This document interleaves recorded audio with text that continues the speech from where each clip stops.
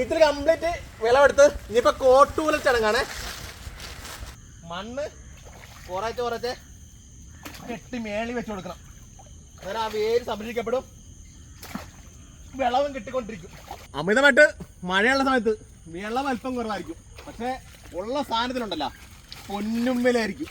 അപ്പൊ അതാണ് ഈ സമയത്തൊക്കെ റിസ്ക് എടുക്കാൻ നമ്മളെ പ്രേരിപ്പിക്കുന്നത്. ഈ സമയത്ത് വിളവെടുപ്പ് മാത്രം നടത്തിക്കൊണ്ടിരുന്നാലേ ക്രോപ്പ് പിടിക്കത്തില്ല കേട്ടാ. അപ്പൊ ഇവിടെയൊക്കെ വരുമ്പോൾ മൂന്നാറായ സ്ഥലങ്ങളുണ്ട്. അപ്പൊ അവിടെയൊക്കെ നമ്മൾ ചെയ്യേണ്ടത് ചെയ്യണ്ട, വേര് കംപ്ലീറ്റ് ഇത് തെളിഞ്ഞ് ഇത് നോക്കിയേ, ഇത് പീച്ചിൻ്റെ വേരാണിത് ഉണ്ടത് നോക്കിയേ, ഇതുണ്ട. അപ്പം ആ വേരിഞ്ഞ് വളം എടുക്കല. അപ്പൊ അതേ ഈ പുതിയ വേരുണ്ടല്ലോ, പുതിയ വേര് നന്നായിട്ടായി. അപ്പൊ അത് ഇങ്ങനെ പുറമേ നിന്ന് ഞാൻ വളം എടുക്കല. അപ്പം നല്ല മണ്ണ് കുറച്ച് കെട്ടി മേളി വെച്ച് കൊടുക്കണം. ഇവിടെ വെള്ളവും വളമൊക്കെ കൊടുക്കുന്നത് ഇറിഗേഷൻ സംവിധാനത്തിലൂടെയാണ്. ഇവിടെ ഈ ഒരു മെത്തേഡ് കൊണ്ടുവരാനുള്ള പ്രധാന കാരണം എന്ന് വെച്ചാൽ കണ്ട വെള്ളം വരമ്പായിട്ടൊക്കെ ഡിസ്റ്റൻസ് കണ്ട. അപ്പോൾ ഇവിടെ നീളം വരമ്പ് എടുക്കുകയാണെങ്കിൽ മത്സ്യമൊക്കെ ചെയ്യണമെങ്കിൽ വരമ്പ് മുങ്ങിപ്പോവും. കണ്ട ഇതിപ്പോൾ വരമ്പ് തമ്മിലുള്ള ഒരു 2 മീറ്റർ ഡിസ്റ്റൻസിലാണ് ചെയ്തിരിക്കുന്നത്. കൃഷിയുടെ മരുന്ന് അതാണ്. അപ്പോൾ ഈ പാടത്തിൻ്റെ അറ്റത്തായിട്ട് വെള്ളം ഒഴുകിപ്പോകാനുള്ള സൗകര്യം ഉണ്ട് കേട്ടോ.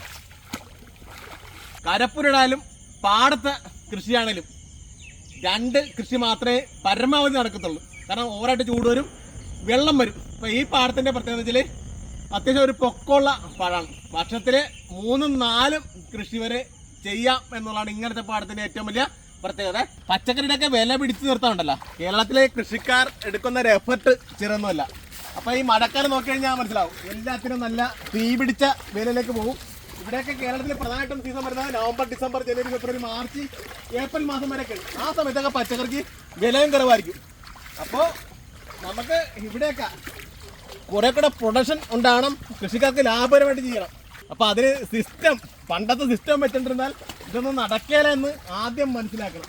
അപ്പോൾ കാലത്തിനനുസരിച്ച് മാറ്റം ഉൾക്കൊള്ളാൻ എല്ലാവരും എന്ന് തയ്യാറാവുന്നോ കേരളത്തിൽ അന്ന് നമുക്ക് ആവശ്യത്തിനുള്ള പച്ചക്കറിയുടെ 50% നമുക്ക് പ്രൊഡക്ഷൻ ചെയ്യാൻ പറ്റും. അല്ല 100% ആരും എങ്ങും പറയൊന്നും വേണ്ട.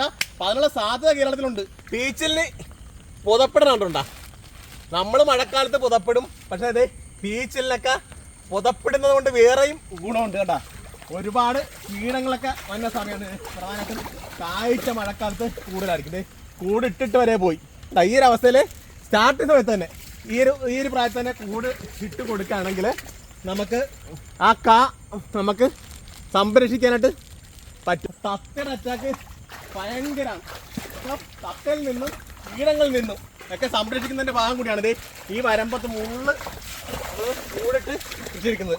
അപ്പം തണുപ്പും മാറും, കീടങ്ങൾ മാറും. എങ്ങനെയുണ്ട്?